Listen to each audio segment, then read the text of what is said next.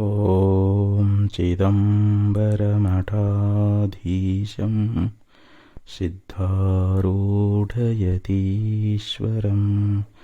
शिष्यप्रशिष्यरूपेण बोधकं गुरुमाश्रये यदङ्घ्रिकमलद्वन्द्वं तापत्रयनिवारणं शान्तैक्यपदं देवं सिद्धारूढमहं भजे। वसुदेवसुतं देवं कंसचाणूरमर्दनं देवकी आनन्दं कृष्णं वन्दे जगद्गुरुं। नारायणं नमस्कृत्य नरं चैव नरोत्तमं व्यासं सरस्वतीं ततो जयमुदीरयेत्। ಅದ್ವೈತ ಸಾರ್ವಭೌಮ ಚಕ್ರವರ್ತಿ ಜಗದ್ಗುರು ಸಿದ್ಧಾರೂಢ ಮಹಾಸ್ವಾಮಿಗಳವರ ಶ್ರೀಕೃಷ್ಣ ಪರಮಾತ್ಮನ ಜಗದ್ಗುರು ಶಿವರಾಮವಧೂತರ ಜಗದ್ಗುರು ಭಾರತೀಯಪ್ಪಾಜಿಯವರ ಪವಿತ್ರ ಚರಣಾರವಿಂದಗಳಲ್ಲಿ ಅನಂತ ಕೋಟಿ ಶಿರಸಾಷ್ಟಾಂಗ ಪ್ರಣಾಮವನ್ನು ಸಲ್ಲಿಸುತ್ತೇನೆ. ಶ್ರವಣಾಪೇಕ್ಷಿಗಳಾದ ತಮ್ಮೆಲ್ಲರಿಗೂ ಅನೇಕ ಶರಣಾರ್ಥಿಗಳು. ಶ್ರೀಮದ್ ಭಗವದ್ಗೀತೆಯ 1ನೇ ಅಧ್ಯಾಯದೊಳಗೆ ಅರ್ಜುನ ವಿಷಾದ ಯೋಗ, ಅದರಲ್ಲಿ 19ನೇ ಶ್ಲೋಕ. ಸಘೋಷೋರ್ಥಾರ್ಥರಾಷ್ಟ್ರಾಣಾಂ ಹೃದಯಾನಿ ವ್ಯದಾರಯತ್ ನಭಶ್ಚ ಪೃಥಿವೀಂ ಚೈವ ತುಮುಲೋ ವ್ಯನುನಾದಯನ್. ಈ ಒಂದು ಶ್ಲೋಕದೊಳಗೆ ಸಂಜಯನು ಈ ಪಾಂಡವರ ಪಕ್ಷದವರು ಶಂಖವನ್ನು ಊದುವುದರಿಂದ ಈ ಕೌರವ ಪಕ್ಷದ ಹೃದಯದೊಳಗೆ ಆಗಿರ್ತಕ್ಕಂಥ ಪರಿವರ್ತನೆ ಏನು ಅನ್ನೋದರ ಬಗ್ಗೆ ಇಲ್ಲಿ ವರ್ಣನೆ ಎನ್ನುವಂಥದ್ದನ್ನು ಮಾಡ್ತಾ ಇದ್ದಾರೆ. ಇಲ್ಲಿ ಭಯಂಕರವಾಗಿರ್ತಕ್ಕಂಥ ಶಂಖಧ್ವನಿ ಆಕಾಶದಲ್ಲಿ ಮತ್ತು ಭೂಮಿಯಲ್ಲಿ ಅದು ಪ್ರತಿಧ್ವನಿಯನ್ನು ಮಾಡ್ತಾ ಇದೆ. ಅದು ಮಾಡ್ತಾ ಮಾಡ್ತಾ ಆ ಕೌರವರ ಹೃದಯವನ್ನು ಅದು ಸೀಳಿಬಿಡ್ತಾ ಇದೆ ಅಂತ. ಅದಕ್ಕೆ ಸಘೋಷೋ ಧಾರ್ತರಾಷ್ಟ್ರಾಣಾಂ ಹೃದಯಾನಿ ವ್ಯದಾರಯತ್. ಧಾರ್ತರಾಷ್ಟ್ರಾಣಂ ಅಂತಂದರೆ ಇಲ್ಲಿ ಕೌರವರು ಅಂತ, ಧೃತರಾಷ್ಟ್ರನ ಮಕ್ಕಳು. ಅವರ ಹೃದಯವನ್ನುವಂಥದ್ದನ್ನು ವ್ಯಧಾರಯತ್ ಅಂತಂದ್ರೆ ಏನು, ಅದು ಸೀಳುವಂಥದ್ದಾಯಿತು ಅಂತ ಹೇಳಿದರು. ಇಲ್ಲಿ ದಿವ್ಯ ದೃಷ್ಟಿಯುಳ್ಳಂಥ ಯಾವ ಸಂಜಯ ಈ 14ನೇ ಶ್ಲೋಕದಿಂದ 19ನೇ ಶ್ಲೋಕದವರೆಗೆ ಈ ಪಾಂಡವರಿಗೆ ಆಗುವಂಥ ಒಂದು ಜಯವನ್ನು ಕುರಿತು ಒಳ್ಳೆ ಸಾರ್ಥಕವಾಗಿರ್ತಕ್ಕಂಥ ಕೆಲವೊಂದು ಪದಗಳನ್ನು ಪ್ರಯೋಗ ಮಾಡಿದ್ದಾನೆ. ಈಗ ನೋಡ್ರಿ, ಕೃಷ್ಣ ಅರ್ಜುನರು ಕುಳಿತಿರ್ತಕ್ಕಂಥ ರಥ ಎಂಥದ್ದು, ಬಿಳಿಯ ಬಣ್ಣದ ಕುದುರೆಗಳುಳ್ಳದ್ದು. ಬಿಳಿ ಬಣ್ಣ ನಮಗೆ ಯಾವಾಗಲೂ ಶುಭವನ್ನು, ಜಯವನ್ನು ಸೂಚನೆ ಮಾಡ್ತದೆ ಅಂತ. ಮತ್ತು ಆ ರಥದ ಹೆಸರು ಮಹಾಶಂಧ ಅಂತೇಳಿ, ಇದು ಕೂಡ ನಮಗೆ ಶುಭವನ್ನೇ ಹೇಳ್ತದೆ ಅಂತ. ಇನ್ನು ಆ ರಥದಲ್ಲಿ ಆರೂಢರಾಗಿರ್ತಕ್ಕಂಥವರು ಮಾಧವ ಮತ್ತು ಪಾಂಡವರು. ಅಂತಂದರೆ ಪ್ರಕೃತಿ ಯಜಮಾನಾದ್ದರಿಂದ ಅವನಿಗೆ ಮಾಧವ ಅಂತ ಕರೀತಾ ಇದ್ದಾರೆ. ಮಾಧವನಾಗಿರ್ತಕ್ಕಂಥ ಶ್ರೀಕೃಷ್ಣ ಸೇನೆಯ ಒಂದು ಮುಖದಲ್ಲೇ ಇದ್ದಾನವನು. ಪತಿ ಇದ್ದ ಕಡೆ ಪತ್ನಿ ಹೆಂಗೆ ಇದ್ದೇ ತೀರಬೇಕು, ಹಂಗೆ ಪ್ರಕೃತಿ ಸ್ವರೂಪಳಾಗಿರ್ತಕ್ಕಂಥ ರಾಜಲಕ್ಷ್ಮಿ ಇಲ್ಲಿ ಪಾಂಡವರನ್ನೇ ವರಿಸ್ತಾಳ ಅನ್ನುವಂಥದ್ದು ಇದು ಒಂದು ಭವಿಷ್ಯತ್ ಸೂಚನಾ ಅಂತ ಹೇಳಿದರು. ಪಾಂಡವ ಅಂದರೆ ಇಲ್ಲಿ ಅರ್ಜುನ ಅಂತ. ತಂದೆ ರಾಜ್ಯಕ್ಕೆ ಮಗನೇ ಅಧಿಕಾರಿ ಎನ್ನುವಂಥ ಒಂದು ನ್ಯಾಯವನ್ನು ಇಲ್ಲಿ ಸೂಚನೆ ಮಾಡ್ತಾ ಈ ಪಾಂಡವ ಶಬ್ದ ಅನ್ನುವಂಥದ್ದು ಇಲ್ಲಿ ಅರ್ಜುನನ್ನೇ ಕುರಿತು ಪ್ರಯೋಗ ಮಾಡಿದ್ದಾರೆ ಅಂತ. ಆದ್ದರಿಂದ ಇಲ್ಲಿ ಪಾಂಡವರಿಗೆ ಜಯ ಅನ್ನುವಂಥದ್ದು ಕೂಡ ನಮಗೆ ಕಂಡುಬರುತ್ತದೆ. ಈ ಕೃಷ್ಣ ಮತ್ತು ಅರ್ಜುನರು ಊದಿರ್ತಕ್ಕಂಥ ಶಂಖಗಳು ಎಂಥವು ಅಂತಂದರೆ ಅವು ಬಹಳ ಮುಖ್ಯವಾಗಿರ್ತಕ್ಕಂಥವುಗಳು, ದಿವ್ಯವಾದ ಶಂಖಗಳು. ಆದರೆ ಕೌರವರ ಪಕ್ಷದ ಅವರು ಏನು ಶಂಖಗಳನ್ನು ಊದಿದ್ರಲ್ಲ, ಅವು ಸಾಮಾನ್ಯವಾದ ಶಂಖಗಳು, ಮಾಮೂಲಿ ಶಂಖಗಳು ಅಂತ.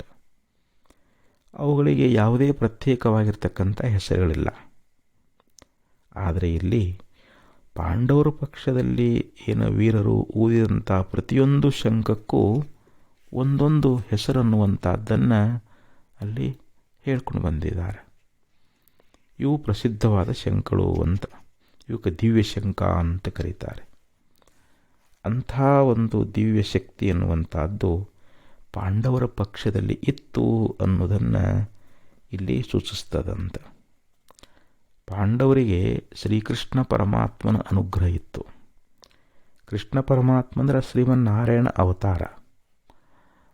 ಆ ಶ್ರೀಮನ್ನಾರಾಯಣ ಕೃಪಾ ವಿಶೇಷ ಇದ್ದಿದ್ದರಿಂದ ಅವರು ದೈವಾನುಗ್ರಹವುಳ್ಳವರು. ಆದರೆ ಕೌರವರು ದೇವನ ಆಗ್ರಹಕ್ಕೆ ಪಾತ್ರ ಆಗಿರ್ತಕ್ಕಂಥವರು ಅಂತ. ಇನ್ನು ಋಷಿಕೇಶ ಈ ಪಾಂಚಜನ್ಯ ಅನ್ನುವಂಥ ಏನೋ ಒಂದು ಶಂಖವನ್ನು ಊದಿದ ಅಂತ ಹೇಳಿದರು. ಇಲ್ಲಿ ಋಷಿಕೇಶ ಅಂತಂದ್ರೆ ಏನು? ಇಂದ್ರಿಯಗಳಿಗೆ ಪ್ರಭು ಅಂತ. ಇಂದ್ರಿಯಗಳಿಗೇನೆ ಶಕ್ತಿಯನ್ನು ಕೊಡಬಲ್ಲ ಮತ್ತು ಅದನ್ನು ಕಳೆಯಲು ಬಲ್ಲ. ಆದ್ದರಿಂದ ಇಲ್ಲಿ ಕೌರವರ ಒಂದು ಬಲ ಐತಲ್ಲ, ಅದನ್ನು ಅಪಹರಿಸುವುದಕ್ಕೂ ಪಾಂಡವರಿಗೆ ಬಲವನ್ನು ಉಂಟು ಮಾಡುವುದಕ್ಕೂ ಅವನು ಸಮರ್ಥ ಅಂತ. ಅದಕ್ಕೆ ಋಷಿಕೇಶ ಅಂತ ಕರೆದಾರ. ಮತ್ತಿಲ್ಲಿ ಅರ್ಜುನ ಧನಂಜಯನಂತ ಹೇಳಿದ್ದರಿಂದ ಅರ್ಜುನನು ಕೂಡ ಬಹಳ ಪರಾಕ್ರಮಶಾಲಿ. ಎಷ್ಟೋ ದೇಶಗಳ ರಾಜರ ಮೇಲೆ ದಂಡೆತ್ತಿ ಹೋಗಿ ಅವರನ್ನು ಗೆದ್ದು ಅವನಿಗೆ ಗೆದ್ದಿರ್ತಕ್ಕಂಥ ಅರ್ಜುನಿಗೆ ಈ ಕೌರವ ಸೇನೆ ಅನ್ನುವಂಥದ್ದು ಯಾವ ಲೆಕ್ಕ ಅಂತ ಇಲ್ಲಿ ನಮಗೆ ಸೂಚನೆ ಮಾಡ್ತದೆ. ಎಷ್ಟೋ ರಾಜರನ್ನ ಗೆದ್ದಿದ್ದಾನೆ ಅರ್ಜುನ. ರಾಷ್ಟ್ರೀಯ ಯಾಗದೊಳಗೆ ಭಾಳಷ್ಟು ಜನ ರಾಜರನ್ನು ಸೋಲಿಸಿಬಿಟ್ಟಿದ್ದಾನೆ. ಆದ್ದರಿಂದ ಇಲ್ಲಿ ಪಾಂಡವರ ಪಕ್ಷಕ್ಕೆ ಜಯ ಅನ್ನುವಂಥದ್ದು ಇದು ಒಂದು ಸೂಚನಾ ಮಾಡ್ತಕ್ಕಂಥದ್ದಂತ. ಇನ್ನು ಭೀಮಕರ್ಮ ವೃಕೋದರಹ ಅಂತ ಹೇಳಿದರು. ಭೀಮಕರ್ಮಗಳನ್ನು ಮಾಡ್ತಕ್ಕಂಥವನು ಯಾರು ಅಂತಂದರೆ ಭೀಮಸೇನ. ಅವನು ಪೌಂಡ್ರ ಅನ್ನುವಂಥ ತನ್ನ ಶಂಖವನ್ನು ಊದಿದ ಅಂತ ಹೇಳಿದ್ರು. ಇಲ್ಲಿ ಭೀಮ ಮಾಡ್ತಕ್ಕಂಥ ಕರ್ಮ ಯಾವುದು ಅಂದರೆ ಅವನು ನೋಡ್ರಿ, ಪೂರ್ವದಲ್ಲಿ ನಾವು ಮಹಾಭಾರತದಲ್ಲಿ ನೋಡ್ಕೊಂಡು ಬರ್ತೀವಿ. ವಿಡಂಬಾಸುರನನ್ನು ಸಂಹಾರ ಮಾಡಿದ, ಬಕಾಸುರನನ್ನು ಕೂಡ ಅವನು ಕೊಂದು ಹಾಕಿದ, ಮತ್ತು ಕೀಚಕಾದಿಗಳನ್ನು ಸಂಹಾರ ಮಾಡಿದ, ಮತ್ತು ಅವನಿಗೆ ಹುರುಕ ಅನ್ನುವಂಥ ಹೆಸರುಳ್ಳಂಥ ಅಗ್ನಿ ಅವನ ಗರ್ಭದಲ್ಲಿ ಇತ್ತು. ಅಂದರೆ ಎಷ್ಟೇ ಆಹಾರ ಊಟ ಮಾಡಿದ್ರೂ ಕೂಡ ಅದನ್ನು ತಿಂದು ಜೀರ್ಣ ಮಾಡುವಂಥ ಒಂದು ಸಾಮರ್ಥ್ಯವುಳ್ಳವನಾಗಿದ್ದ. ಈ ಉಳಿದವರಿಗೆ ಎಷ್ಟು ಆಹಾರ ಬೇಕೋ ಅದು ಅಷ್ಟು ಪಾಂಡವರಿಗೆ 4 ಮಂದಿಗೆ ಎಷ್ಟು ಆಹಾರ ಉಣ್ತಿದ್ದರೋ ಅಷ್ಟು ಆಹಾರ ಭೀಮನಿಗೆ ಒಬ್ಬನಿಗೆ ಸಾಲ್ತಾ ಇದ್ದಿದ್ದಿಲ್ಲ ಅಂತ. ಅಷ್ಟು ಉಂಡ್ರೂ ಕೂಡ ಅದು ಸಂಪೂರ್ಣವಾಗಿ ಜೀರ್ಣವಾಗಿ ಹೋಗ್ತಾ ಇತ್ತು. ಇಂಥ ಬಲಿಷ್ಠನಾಗಿರ್ತಕ್ಕಂಥ ಭೀಮ ಪಾಂಡವರ ಪಕ್ಷದಲ್ಲಿ ಇರುವುದರಿಂದ ಕೌರವರ ಪಕ್ಷದವರಿಗೆ ಅವನೊಬ್ಬ ಮಹಾಮೃತ್ಯುವೇ ಅಂತ ಹೇಳ್ತಾ ಇದ್ದಾರೆ. ನೋಡಿ, ಭೀಮ ಬಹಳಷ್ಟು ಜನ ಕೌರವರನ್ನು ಸಂಹಾರ ಮಾಡ್ತಾ ಇದ್ದಾನೆ. ನಾವು ಯುದ್ಧ ಭೂಮಿಯೊಳಗೆ ನೋಡ್ತಾ ಇದ್ದೇವೆ, ಚರಿತ್ರೆಯಲ್ಲಿ ನೋಡ್ತಾ ಇದ್ದೀವಿ. ಹಾಗೆ ಇಲ್ಲಿ ಕುಂತಿಪುತ್ರನು ರಾಜನೂ ಆಗಿರತಕ್ಕಂಥ ಯಾವ ಯುಧಿಷ್ಠಿರ ಅನಂತ ವಿಜಯ ಅನ್ನುವಂಥ ಒಂದು ಶಂಖವನ್ನು ಊದಿದ ಅಂತ ಹೇಳಿದರು. ಕುಂತಿದೇವಿಯು ತಪಸ್ಸನ್ನು ಆಚರಿಸಿ ಧರ್ಮದೇವತರಿಂದ ಪಡೆದಿರತಕ್ಕಂಥ ಅವನು ಸುಪುತ್ರ ಅಂತ. ಹಾಗೆ ಇಲ್ಲಿ ರಾಜಸೂಯ ಮಹಾಯಜ್ಞವನ್ನು ಮಾಡಿ ಆ ರಾಜಸಿಂಹಾಸನಕ್ಕೆ ಇಲ್ಲಿ ಸ್ವಯಂ ಯೋಗ್ಯತೆಯನ್ನು ಸಂಪಾದನೆ ಮಾಡಿರ್ತಕ್ಕಂಥವನು ಯುಧಿಷ್ಠಿರದಾನಂತ. ಆತನಿಗೆ ಒಂದು ಯುದ್ಧದಲ್ಲಿ ಜಯ ಅನ್ನುವಂಥದ್ದು ಸಿದ್ಧ ಅಂತ ಈ ಅಭಿಪ್ರಾಯವನ್ನು ಯುಧಿಷ್ಠಿರ ಅನ್ನುವಂಥ ಹೆಸರೇ ಸೂಚಿಸ್ತದ ಅಂತ ಹೇಳ್ತಾರೆ. ಅವನ ಶಂಖಕ್ಕೇನಂತ ಕರೆದ್ರು? ಅನಂತ ವಿಜಯ. ಈ ಒಂದು ಹೆಸರಾದ ಅಂದರೆ ವಿಜಯಕ್ಕೆ ಅಂತ್ಯವೇ ಇಲ್ಲ ಅಂತ. ಇದು ಸಹ ಪಾಂಡವರ ಪಕ್ಷಕ್ಕೆ ಜಯ ಅನ್ನೋದನ್ನು ಇದು ಸೂಚನೆ ಮಾಡ್ತದೆ. ಇನ್ನು ಪಾಂಡವರು, ಪಂಚಪಾಂಡವರು ಮಾತ್ರ ಅಲ್ಲದ ಅವ್ರ ಪಕ್ಷದಲ್ಲಿರ್ತಕ್ಕಂಥ ಇನ್ನೂ ಅನೇಕ ಜನ ವೀರರು ಸೇರಿ ಎಲ್ಲರೂ ಒಗ್ಗಟ್ಟಾಗಿ ಐಕ್ಯಮತ್ಯದಿಂದ ಏನು ಮಾಡಿದರು? ಶಂಖವನ್ನು ಊದಿದ್ದನ್ನು ನೋಡಿದರೆ ಅವರಲ್ಲಿ ಒಂದು ಕ್ರಮವಾದ ಶಿಕ್ಷಣ ಇತ್ತು ಅನ್ನೋದನ್ನು ನಾವು ಪೂರ್ವದಲ್ಲಿ ನೋಡ್ಕೊಂಡು ಬರ್ತಾ ಇದ್ದೀವಿ. ಇದು ನಮಗೆ ಕಂಡು ಬರ್ತಾ ಇದೆ. ಎಲ್ಲಿ ಕ್ರಮಶಿಕ್ಷಣ ಇರ್ತೈತೋ ಅಲ್ಲಿ ವಿಜಯ ಇರ್ತದೆ ಅಂತ. ಆದರೆ ಕೌರವ ಪಕ್ಷದಲ್ಲಿ ಹಾಗಿಲ್ಲ. ಕೌರವರು ಶಂಖವನ್ನು ಬಾರಿಸಿದಾಗ ಅದರಿಂದ ಪಾಂಡವರ ಪಕ್ಷದ ಹೃದಯದೊಳಗೆ ಯಾವ ಸಂಚಲನವೂ ಉಂಟಾಗಲಿಲ್ಲ ಅಂತ ಹೇಳ್ತಾರೆ.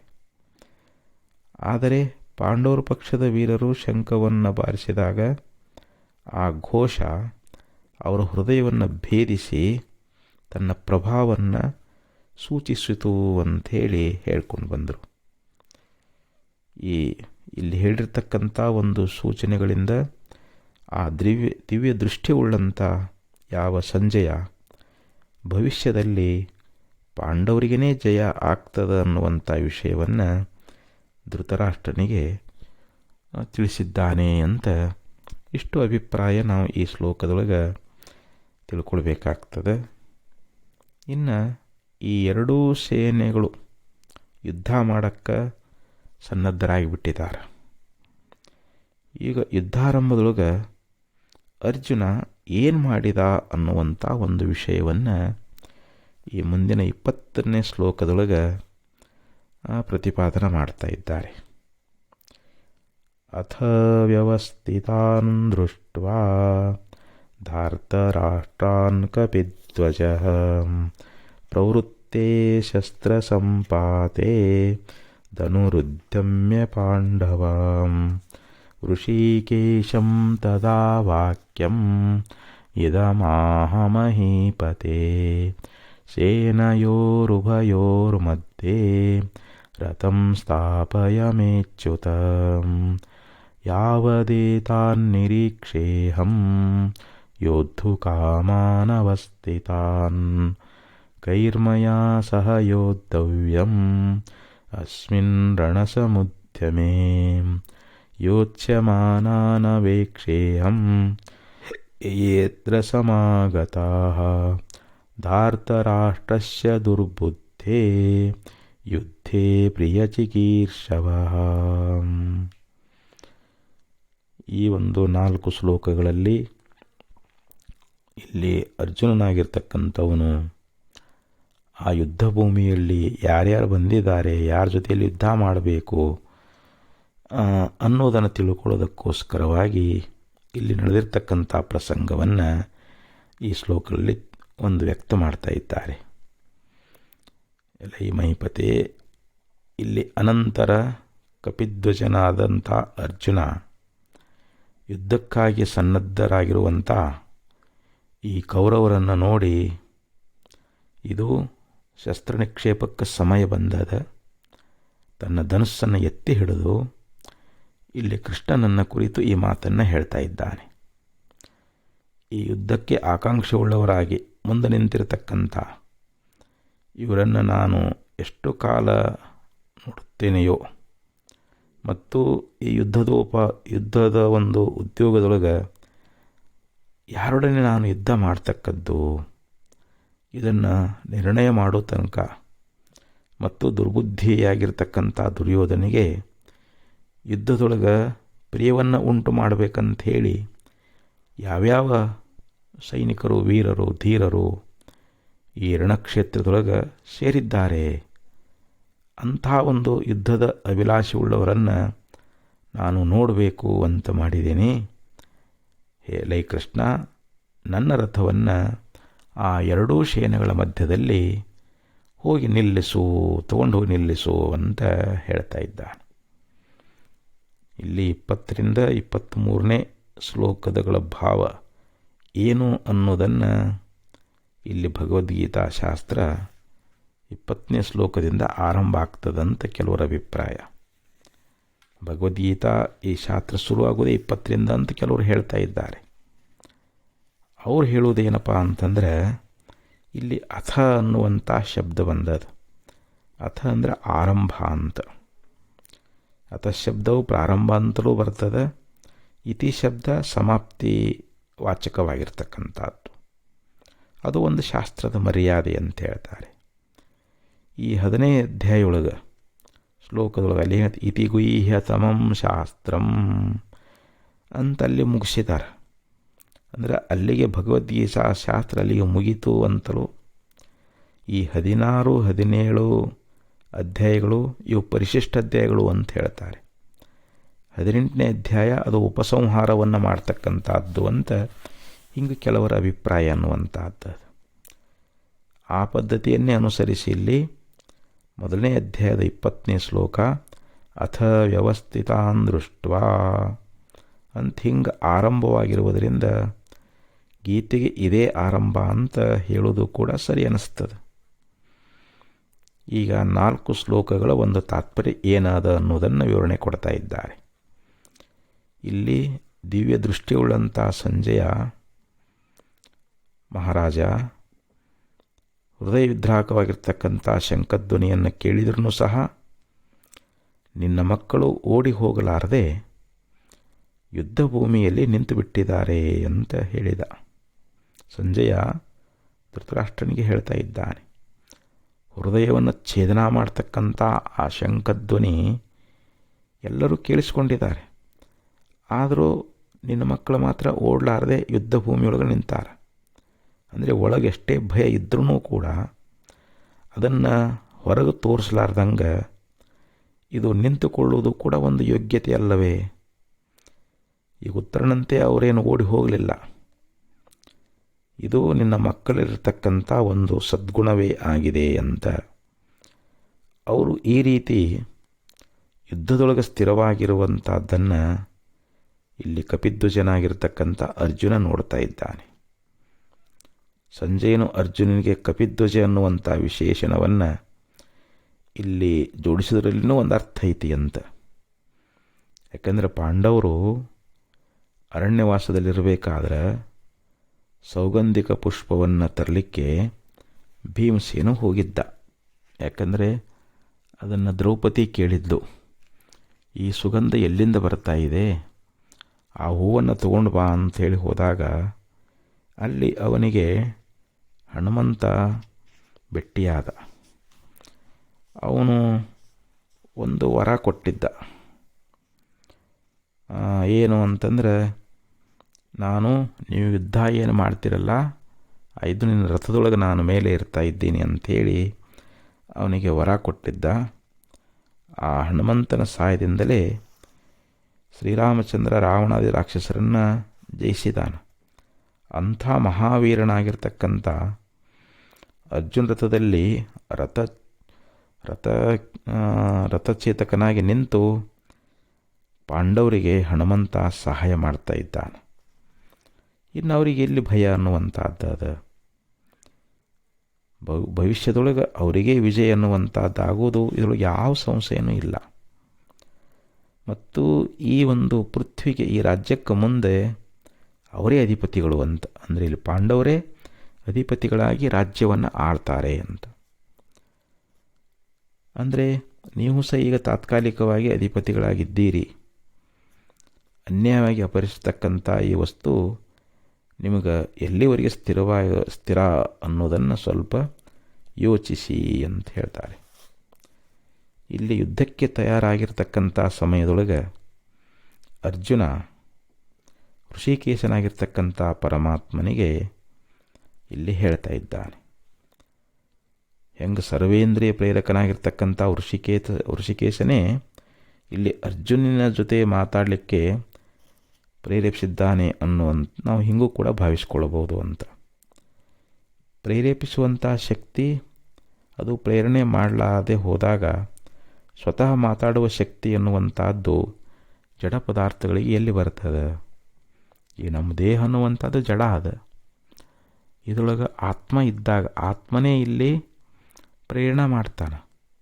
ಆತ್ಮನ ಶಕ್ತಿಯಿಂದಲೇ ನಮ್ಮ ದೇಹೇಂದ್ರಿಯಾದಿಗಳು ಇವು ಚಲನ ಉಳ್ಳವುಗಳಾಗಿದ್ದಾವೆ ಅಂತ.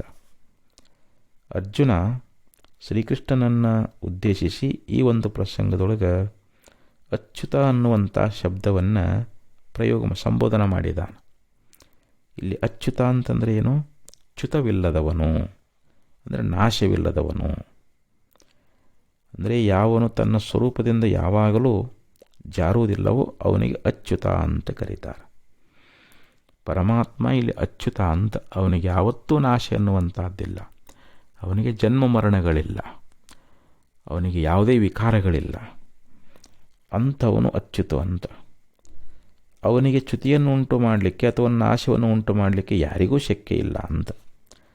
ಅಂಥ ಅಚ್ಯುತನಾಗಿರತಕ್ಕಂಥ ಕೃಷ್ಣ ಭಗವಂತನೇ ಇಲ್ಲಿ ಪಾಂಡವರ ಪಕ್ಷದಲ್ಲಿರಬೇಕಾದ್ರೆ ಅವರಿಗೆ ಯಾವುದೇ ಲೋಪ ಇಲ್ಲ, ಯಾವುದೇ ಭಯ ಇಲ್ಲ ಅಂತ. ಪರಮಾತ್ಮ ಇದ್ದಾಗ ಪಾಂಡವರಿಗೆ ಯಾವ ಭಯ ಅದ ಅಂಥೇಳಿ ಇಲ್ಲಿ ಭಗವಂತ ಯಾವಾಗಲೂ ಅಚ್ಯುತ ಅನ್ನುವಂಥದ್ದನ್ನು ಇಲ್ಲಿ ಹೇಳಿದರು. ಅವನು ತನ್ನ ಧರ್ಮವನ್ನು ಸದಾ ಪರಿಪಾಲನೆ ಮಾಡ್ತಾನಂತ. ಜೀವ ಮಾತ್ರ ತನ್ನ ಧರ್ಮವನ್ನು ತಾನು ಮರೆತಿದ್ದಾನೆ. ಚ್ಯುತಿಯಿಲ್ಲದ ಭಗವಂತನನ್ನು ತಿಳಿದು ಜೀವನು ತಾನೂ ಕೂಡ ಅಚ್ಯುತನಾಗಬೇಕು ಅಂತ. ಈ ಎರಡೂ ಸೇನೆಗಳ ಒಂದು ಮಧ್ಯದಲ್ಲಿ ರಥವನ್ನು ನಿಲ್ಲಿಸುವಂತ ಅರ್ಜುನ ಭಗವಂತನನ್ನು ಇಲ್ಲಿ ಕೋರ್ಕೊಳ್ತಾ ಇದ್ದಾನೆ, ಕೇಳ್ತಾ ಇದ್ದಾನೆ. ಈ ಎರಡೂ ಸೈನ್ಯದ ಮಧ್ಯದೊಳಗೆ ರಥವನ್ನು ನಿಲ್ಲಿಸಿದ್ರೆ ಆ ಯುದ್ಧವನ್ನು ಮಾಡಬೇಕು ಅಂಥೇಳಿ ಶತ್ರುಗಳು ಸುಮ್ಮನಿರ್ತಾರೇನು? ಅದರಿಂದ ಯಾವುದೇ ತಪ್ಪಾಗೋದಿಲ್ಲೇನು ಅಂತ ಇಲ್ಲಿ ಭಯಪಡಬೇಕಾಗಿರ್ತಕ್ಕಂಥ ಯಾವುದೇ ಪ್ರಸಂಗಿಲ್ಲ. ಯಾಕಂದರೆ ಅಚ್ಯುತನಾಗಿರ್ತಕ್ಕಂಥ ನಿನ್ನ ಆಶ್ರಯದಲ್ಲಿ ನಾವು ಎಲ್ಲಿವರೆಗೆ ಇರ್ತೇವೋ ಅಲ್ಲಿ ಪ್ರಮಾದ ಅನ್ನುವಂಥದ್ದು ಹೆಂಗೆ ಉಂಟಾಗ್ತದೆ? ನನಗೆ ಯಾವುದೇ ರೀತಿಯಾಗಿರ್ತಕ್ಕಂಥ ಭಯ ಇಲ್ಲ ಅನ್ನೋದನ್ನೇ ಇಲ್ಲಿ ಅಚ್ಯುತ ಅನ್ನುವಂಥ ಶಬ್ದ ನಮಗೆ ಸೂಚಿಸ್ತದ ಅಂತ ಹೇಳ್ತಾರೆ. ಈ ಎರಡೂ ಸೇನೆಯಲ್ಲಿರುವವರನ್ನು ನೋಡಬೇಕು ಅಂಥೇಳಿ ಅರ್ಜುನ ಅಭಿಲಾಷೆ. ಅಂದರೆ ಪಾಂಡವರಲ್ಲಿ ಯಾರ್ಯಾರಿದ್ದಾರೆ, ನಮ್ಮ ಜೊತೆ ಯುದ್ಧ ಮಾಡೋಕ್ಕೆ ಯಾರದಾರ, ಕೌರವರ ಪಕ್ಷದಲ್ಲಿ ಯುದ್ಧ ಮಾಡಲಿಕ್ಕೆ ಯಾರ್ಯಾರು ಬಂದಿದ್ದಾರೆ, ಅವರನ್ನು ನೋಡಬೇಕು ಅನ್ನುವಂಥ ಒಂದು ಕುತೂಹಲ. ಇದರ ಆಂತರ್ಯ ಏನಪ್ಪ ಅಂತಂದ್ರೆ, ನಾವು ಯಾವುದೇ ಒಂದು ಕೆಲಸವನ್ನು ಮಾಡಬೇಕಾಗಿತ್ತು ಅಂತಂದ್ರೆ ಪೂರ್ವಾಪರ ವಿಚಾರ ಮಾಡಬೇಕಂತಾರೆ. ಸರಿಯಾಗಿ ನಾವು ಆಲೋಚಿಸಿ ಸರಿಯಾಗಿ ವಿಚಾರ ಮಾಡಿ ವಿಮರ್ಶೆ ಮಾಡಿ ದೊಡ್ಡವ್ರ ಸಲಹೆಯನ್ನು ತೆಗೆದುಕೊಂಡು ಅನಂತರದೊಳಗೆ ಅದರಲ್ಲಿ ನಾವು ಆ ಬುದ್ಧಿವಂತನಾಗಿರ್ತಕ್ಕಂಥವನು ಪ್ರವೇಶ ಮಾಡ್ತಾನೆ. ಯಾವುದೇ ಒಂದು ಕಾರ್ಯವನ್ನು ಮಾಡಬೇಕಾದ್ರೆ ಸರಿಯಾಗಿ ವಿಚಾರ ಮಾಡಿ ವಿಮರ್ಶೆ ಮಾಡಿ ಮಾಡಬೇಕಂತಾರೆ. ಹಂಗೆ ಮಾಡಿರ್ತಕ್ಕಂಥ ಕಾರ್ಯ ಯಶಸ್ವಿ ಆಗ್ತದೆ. ನಾವು ಯಾರನ್ನು ವಿಚಾರ ಮಾಡಲಾರ್ದೆ ತಿಳಿದವ್ರ ಸಲಹೆ ತೆಗೆದುಕೊಳ್ಳಾರದೆ ನಾವು ಮಾಡಬೇಕಾಗಿರ್ತಕ್ಕಂಥ ಕಾರ್ಯದಲ್ಲಿ ಸುಮ್ಮನೆ ಧುಮುಕಿ ಬಿಟ್ಟೇವಿ ಅಂತಂದ್ರೆ ಇದು ಅಜ್ಞಾನಿಗಳ ಲಕ್ಷಣ. ಆದರೆ ಇಲ್ಲಿ ಅರ್ಜುನ ವಿವೇಕಿ ಅದಾನ, ಇಲ್ಲಿ ಬುದ್ಧಿವಂತ ಅದಾನ. ಅವನು ತಾನು ಮಾಡಬೇಕಾದ ಕರ್ತವ್ಯವನ್ನು ಇಲ್ಲಿ ಸರಿಯಾಗಿ ವಿಮರ್ಶೆ ಮಾಡಿ ವಿಚಾರ ಮಾಡಿ ಅವನು ದೊಡ್ಡವ್ರ ಸಲಹೆಯನ್ನು ತೆಗೆದುಕೊಂಡು ಅವನು ತನ್ನ ಕಾರ್ಯದಲ್ಲಿ ಪ್ರವೃತ್ತನಾಗ್ತಾ ಇದ್ದಾನೆ.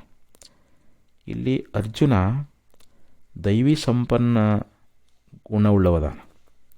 ಯಾಕಂದರೆ ಒಂದು ಸಾರಿ ಅವನು ಹಿಂದೆ ಮುಂದೆ ನೋಡಿಕೊಳ್ಬೇಕನ್ನುವಂಥ ಅಭಿಲಾಷೆ ಪಡ್ತಾ ಇದ್ದಾನೆ. ಅವನಲ್ಲಿ ದೈವಿ ಗುಣಗಳದಾವು ಅಂತ. ಅದಕ್ಕೆ ನಾವು ಇಹಲೋಕ ಪರಲೋಕ ಭೋಗಗಳನ್ನು ಸರಿಯಾಗಿ ಪರಿಶೀಲನೆ ಮಾಡಿ ಅವುಗಳಲ್ಲಿ ವೈರಾಗ್ಯವನ್ನು ಪಡೆದ ಮೇಲೆ ಮುಮುಕ್ಷು ಬ್ರಹ್ಮ ಜಿಜ್ಞಾಸವನ್ನು ಮಾಡಬೇಕು ಅಂತ ಹೇಳ್ತಾ ಇದ್ದಾರೆ. ಅದಕ್ಕೆ ಅಥಾತೋ ಬ್ರಹ್ಮ ಜಿಜ್ಞಾಸ ಅಂತ ಹೇಳಿದರು. ಅಂದರೆ ಸಾಧನ ಚತುಷ್ಟಯ ಸಂಪತ್ತಿ ಈ ಪ್ರಾಪ್ತಿ ಮಾಡಿಕೊಂಡ ಮೇಲೇ ಬ್ರಹ್ಮ ಜಿಜ್ಞಾಸ ಮಾಡಬೇಕು ಅಂತ ಹೇಳ್ತಾರೆ. ಯಾಕಂದರೆ ಮೊದಲು ವಿವೇಕ ವೈರಾಗ್ಯಗಳು ಬರಬೇಕು ನಮಗೆ. ಇಹಲೋಕದ ಭೋಗಗಳು ಪರಲೋಕದ ಭೋಗಗಳು ಇವು ಏನದಾವು ಅಂತಂದರೆ ಅನಿತ್ಯದಾವು, ದುಃಖ ರೂಪದಾವು. ಈ ರೀತಿ ದೋಷ ದರ್ಶನ ಆಗಬೇಕು. ಪರೀಕ್ಷೆ ಲೋಕಾನ್ ಕರ್ಮಚಿತಾನ್ ಬ್ರಾಹ್ಮಣೋ ನಿರ್ವೇದ ಮಾಯಾತ್ ನಾಸ್ತ್ಯಕೃತ ಕೃತೇನ ತದ್ವಿಜ್ಞಾನಾರ್ಥಂ ಸಗರುಮೇವಾಭಿಗಚ್ಚೇತ್. ಮುಂಡಕೋಪನಿಷತ್ನಲ್ಲಿ ಹೇಳಿದಂತೆ ಇಲ್ಲಿ ಮುಮುಕ್ಷುವಾಗಿರತಕ್ಕಂಥವನು ಯಾವ ರೀತಿಯಾಗಿ ಇಹಲೋಕದ ಪರಲೋಕದ ಭೋಗಗಳನ್ನು ಪರೀಕ್ಷೆ ಮಾಡಿ ಅವುಗಳಲ್ಲಿ ವೈರಾಗ್ಯವನ್ನು ತಾಳಿ ಆವಾಗ ಅವನೇನು ಮಾಡ್ತಾನೆ, ಅಲ್ಲಿ ಸಂಸಾರವನ್ನು ತ್ಯಾಗ ಮಾಡಿ ಬ್ರಹ್ಮವಸ್ತುವನ್ನು ತಿಳ್ಕೊಳ್ಳೋದಕ್ಕೋಸ್ಕರವಾಗಿ ಶ್ರೋತ್ರಿಯನು ಬ್ರಹ್ಮನಿಷ್ಠನೂ ಆಗಿರತಕ್ಕಂಥ ಸದ್ಗುರುವಿಗೆ ವಿನಯದಿಂದ ಬಂದು ಶರಣಾಗ್ತಾನೆ ಅಂತೇಳಿ ಶ್ರುತಿ ಎನ್ನುವಂಥದ್ದು ನಮಗೆ ಬೋಧ ಮಾಡ್ತದೆ. ಹಾಗೆ ಇಲ್ಲಿ ಅರ್ಜುನ ಪ್ರವೃತ್ತಿಯು ಸಹ ಇದೇ ಅಭಿಪ್ರಾಯವನ್ನು ಸೂಚನೆ ಮಾಡ್ತದೆ ಅಂತ. ಇಲ್ಲಿ ಯುದ್ಧದ ಅಪೇಕ್ಷೆಯಿಂದ ಬಂದಿರತಕ್ಕಂಥ ಎರಡೂ ಸೇನೆಗಳಲ್ಲಿರ್ತಕ್ಕಂಥ ವೀರಗಳನ್ನು ನೋಡಲಿಕ್ಕೆ ಯೋಗ್ಯವಾಗುವಂತೆ ನನ್ನ ರಥವನ್ನು ಹೋಗಿ ನಿಲ್ಲಿಸು.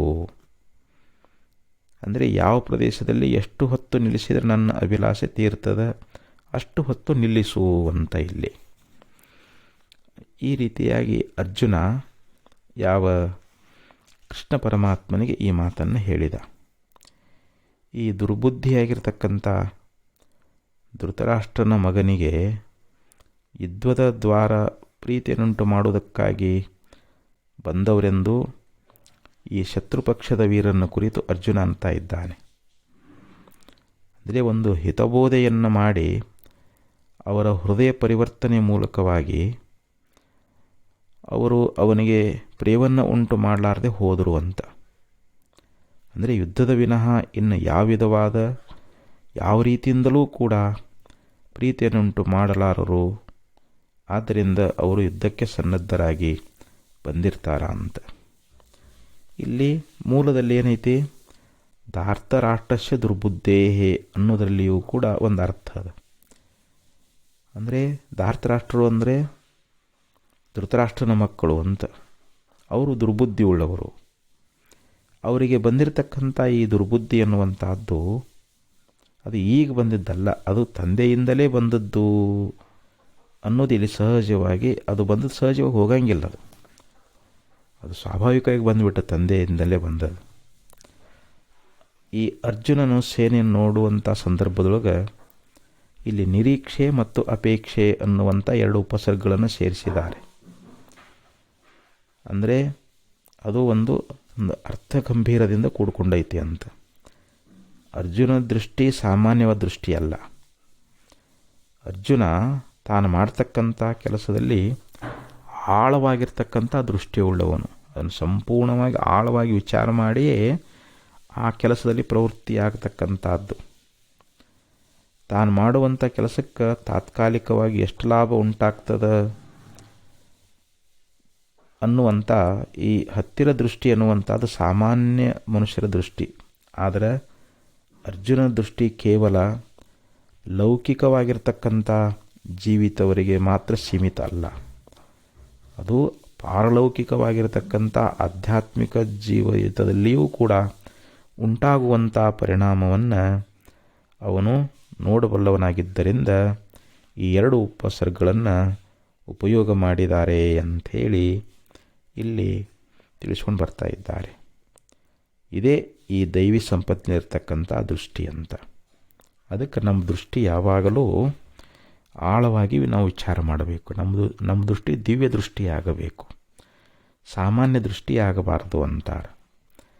ಅದಕ್ಕೆ ಇಲ್ಲಿ ಅರ್ಜುನ ಅಂಥ ದಿವ್ಯ ದೃಷ್ಟಿ ಉಳ್ಳವನು, ಅಂತರದೃಷ್ಟಿ ಉಳ್ಳವನು, ವಿಮರ್ಶಾತ್ಮಕವಾಗಿರ್ತಕ್ಕಂಥ ದೃಷ್ಟಿ ಉಳ್ಳವನು ಅಂತ ಈ ಪ್ರಕಾರವಾಗಿ ಈ ಒಂದು ಶ್ಲೋಕಗಳಲ್ಲಿ ವಿಚಾರವನ್ನು ಪ್ರತಿಪಾದನೆ ಮಾಡಿಕೊಂಡು ಬಂದು, ಇನ್ನು ಮುಂದಿನ ಒಂದು ಎರಡು ಶ್ಲೋಕಗಳಲ್ಲಿ ಇಲ್ಲಿ ಲೀಲಾಪುರುಷೋತ್ತಮನಾಗಿರ್ತಕ್ಕಂಥ ಭಗವಂತನ ಒಂದು ಸಾರಥ್ಯದ ಲೀಲೆ ಅನ್ನುವಂಥದ್ದನ್ನು ಪ್ರತಿಪಾದನೆ ಮಾಡುವಂಥವರಾಗ್ತಾ ಇದ್ದಾರೆ. ಯಾಕಂದರೆ ಕೃಷ್ಣ ಪರಮಾತ್ಮ ಲೀಲಾಪುರುಷೋತ್ತಮ, ಅವನು ಒಂದು ಸಾರಥಿಯಾಗಿದ್ದಾನೆ. ಇಲ್ಲಿ ಅರ್ಜುನನ ಸಾರಥಿಯಾಗಿದ್ದಾನೆ. ಅದರ ಒಂದು ಲೀಲೆ ಎನ್ನುವಂಥದ್ದನ್ನು ಮುಂದಿನ ಎರಡು ಶ್ಲೋಕಗಳಲ್ಲಿ ಇಲ್ಲಿ ಸಂಜಯ ಹೇಳ್ತಾ ಇದ್ದಾನೆ. ಆ ಸಂಜಯ ಏನು ಹೇಳ್ತಾನೆ ಅನ್ನುವಂಥ ವಿಚಾರವನ್ನು ಮತ್ತೆ ನಾಳೆ ದಿವಸ ಅದನ್ನು ಪ್ರತಿಪಾದನೆ ಮಾಡೋಣ ಅಂಥೇಳಿ ಹೇಳ್ತಾ ಈ ಯಾವ 4 ನುಡಿಗಳನ್ನು ಸದ್ಗುರುವಿನ ಚರಣಕ್ಕೆ ಸಮರ್ಪಣೆ ಮಾಡಿ ಇಲ್ಲಿಗೆ ವಿರಮಿಸ್ತಾ ಇದ್ದೇನೆ. ಓಂ ತತ್ಸತ್.